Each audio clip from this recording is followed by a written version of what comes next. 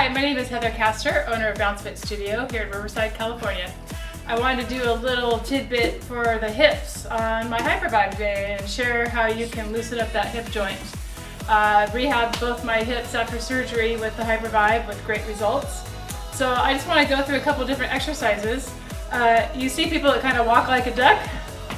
Well, there's several reasons for that. Either they have something going on deep in the hip joint, their hip flexors are too tight and they're like this, they can't undo, or their glute medius and mid are just weak and they just don't have it. So anyway, I'm going to show you some loosening and some strengthening exercises for the hip joint. So one of them I like to kind of loosen up the hip flexors because most people are tight. I'm going to stand sideways on my Hypervibe. I'm going to put one foot backwards and kind of put maybe 60% of my weight back into the heel. I'm going to squeeze my glutes on that side especially and pull my pelvis under so I feel a slight stretch right here in front. I'm going to raise that arm and reach and feel a stretch all the way down. I'm going to put my Hypervibe on. I like to stay for stretching in between 14 to 16. I like it a little higher just for me, but you can go down to as low as 12. You're going to inhale, come up, reach, squeeze the pelvis under, put that weight in that back leg, and loosen up that hip flexor. And then you would just do that on both sides. Switch your feet position, pull that pelvis under, reach. You want to take away all the curves of your back. You don't want to reach like this and have a curve in your back.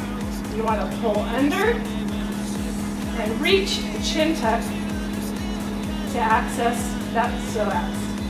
Okay? Another exercise I like to do is to do some abduction work.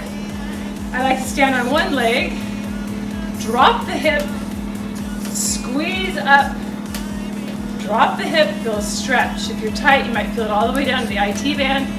Let it hang there for a little bit, feel that stretch, keep that leg locked out so that all the work is in the hip. You're going to squeeze that glute to come right back up again and back down. So you're just going to do that. And when you get done, you might get off the Hypervibe and feel a little woo, sea legs, but that just means you did it right. Okay? And you'll do that on both sides. So you're going to drop and squeeze and come back. Make sure you're not pivoting or turning in this particular exercise. You keep your hips level, let it drop on that one side. So another great thing is that you're getting a stretch in that QL muscle in that back as you drop down, which can be a source of back pain. Squeeze up, and that's it. I'll try the other leg for another exercise. We have little baby muscles in between all around our hip joint called internal and external rotators. So sometimes those can be kind of aggravated or tight.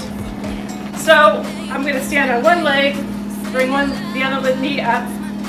I'm going to lock out that leg that I'm on so that all motion is into that hip joint.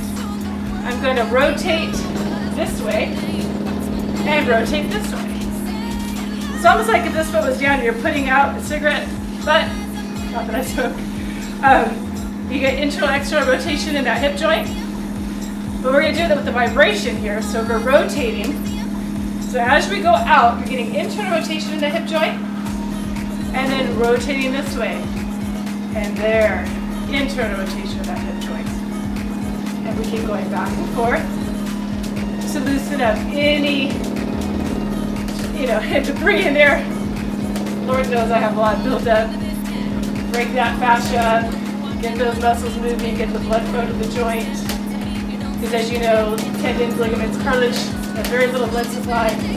So as much activity we get there, the better for healing. And so there you have it. We have the hip drop, the rotation, and the hip flexor stretch with the reach. So I hope you enjoy that. Let me know if you have any questions. Thank you.